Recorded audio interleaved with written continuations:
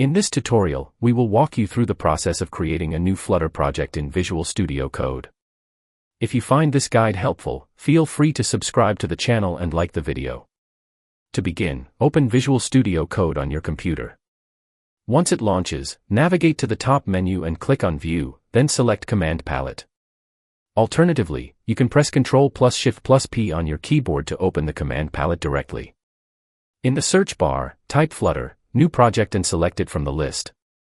VS Code will then prompt you to choose the type of Flutter project you want to create, select Application.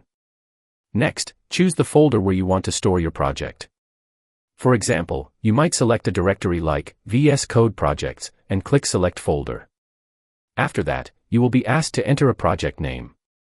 You can keep the default name, such as Flutter_Application_1, and press Enter. At this point, VS Code may show a pop-up asking whether you trust the authors of the files in this folder. Simply click Yes to continue. Now, VS Code will automatically generate your new Flutter project.